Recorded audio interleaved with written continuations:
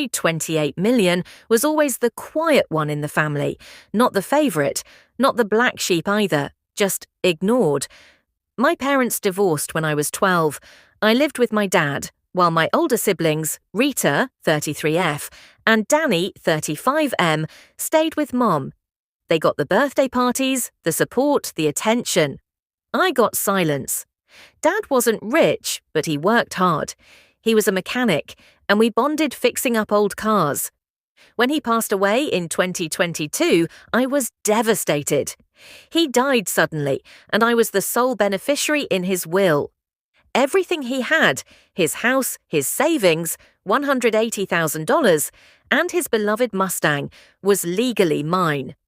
That's when Rita and Danny slithered in. "We're still family," they said.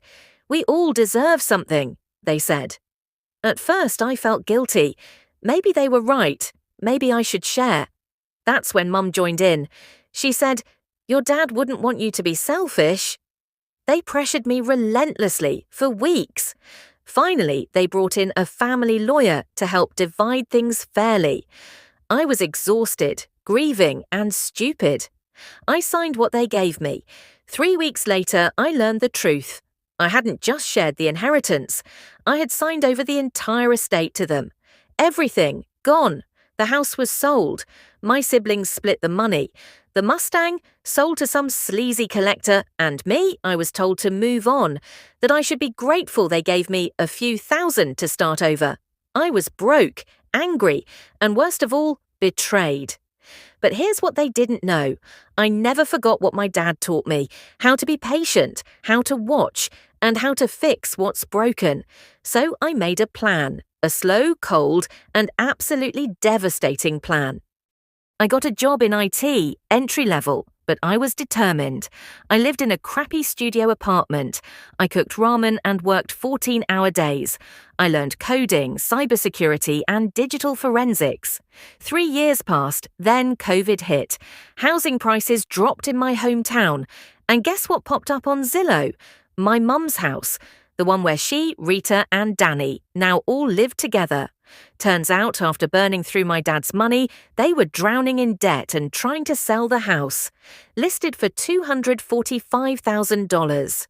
I contacted the agent using a pseudonym and a fake LLC name, made a cash offer, $230,000, accepted.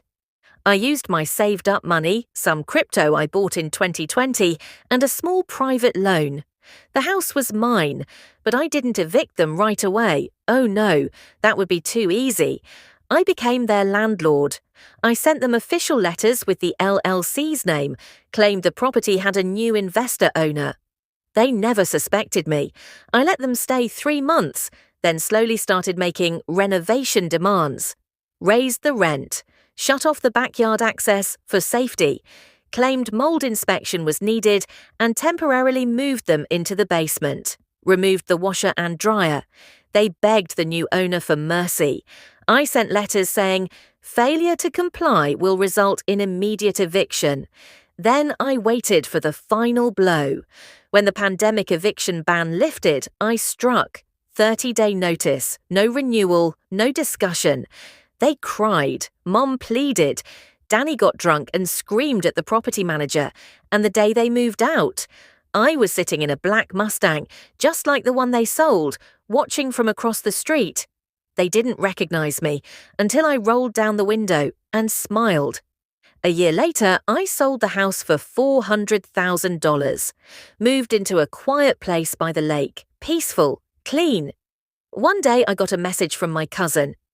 Your mum and siblings are living in a tiny 2-bedroom apartment. Heard Rita's working retail, and Danny got arrested for assault. What happened? I replied, Kay,